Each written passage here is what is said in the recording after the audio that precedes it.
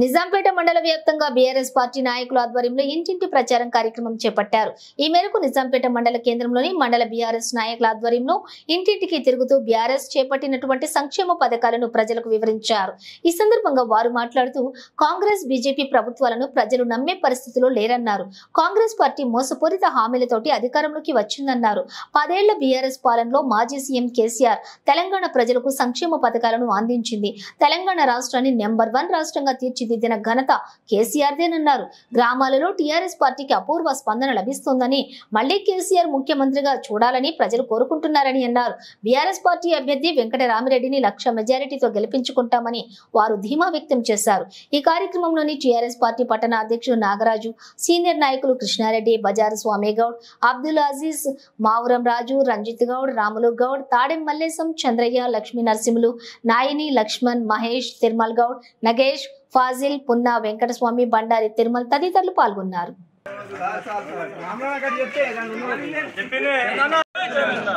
ఈరోజు బీఆర్ఎస్ తరపున వెంకటరామిరెడ్డి ఎంపీ అభ్యర్థి వెంకటరామిరెడ్డిని భారీ మెజార్టీతో గెలిపించుకుందామని ఈరోజు ప్రచారం చేస్తున్నాం. గ్రామంలో మండల పార్టీ మండలం నుంచి కార్యకర్తలం అందరం భారీ ఎత్తున ప్రచారం కొనసాగుతుంది.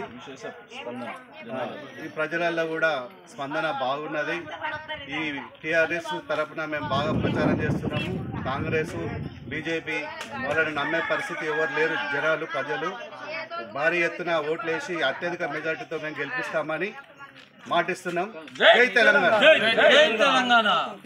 భాగంగా నిజాంపేట గ్రామంలో ప్రతి ఇంటింటికి కలుస్తూ ప్రజలలో కలుస్తూ మొత్తం కాంగ్రెస్ పార్టీ చేసిన మోసపూరిత వాగ్దానాల గురించి తెలియపరుస్తూ రైతులకు బోనస్ విషయంలో కానీ మద్దతు ధర విషయంలో కానీ అన్ని ఇస్తామని, ఆడవాళ్ళకు పింఛన్లు, మహిళలకు 2,500 పింఛన్ ఇస్తామని మోసం చేసింది. కాబట్టి ప్రజల నుంచి మంచి స్పందన వచ్చి మంచి మెజార్టీ ఇస్తాం. ప్రజలే వాళ్ళంతా వాళ్ళు ముందుకు వస్తారు అని తెలియపరుస్తుంది. కారు గుర్తుకు ఓటేసి మంచి మెజార్టీ ఇస్తాము. సార్లు 1,00,000 మెజార్టీతో గెలిపిస్తామని అనుకుంటున్నాం. నిజాంపేట మండల కేంద్రంలో బీఆర్ఎస్ పార్టీ బలపరిచిన అభ్యర్థి వెంకటరామిరెడ్డి గారి గెలుపు కోసం ఇంటింటి ప్రచారంలో భాగంగా 3వ విడత ఇంటింటి ప్రచారంలో భాగంగా ప్రజల నుంచి విశేషమైన స్పందన వచ్చింది. గంగిగోవు లాంటి మనిషిని విడిచిపెట్టి గాడిదెంబడ పోయినట్టు ఉందని ప్రజలు కేసీఆర్ గారిని మేము ఓడిపోతారు అనుకోలేము, కానీ ఓడిపోయాడు. కేసీఆర్ గారు చేసిన పనులే ఇంకా కొనసాగుతున్నాయి. కేసీఆర్ గారికి ఇచ్చిన 2,000 మాత్రమే ఇస్తున్నారు. కేసీఆర్ గారు ఇచ్చినటువంటి రైతు బీమా ఇస్తనే లేరు. ఇంకా రైతులకు తీవ్ర అన్యాయం జరుగుతుంది. కేసీఆర్ గారు చేసిన పథకాలు ఇంకా ప్రజలలో ఉన్నాయని ప్రజలు వాళ్ళే చెప్తున్నారు. కేవలం మల్లన్న సాగర్ను నీళ్లు లేక మల్లన్న సాగర్ ద్వారా వచ్చే కాలువకు నీళ్ళు ఇవ్వకుండా భూములన్నీ ఎండబెట్టిన కాంగ్రెస్కి ఈసారి తగిన గుణపాఠం చెప్తామంటున్నారు.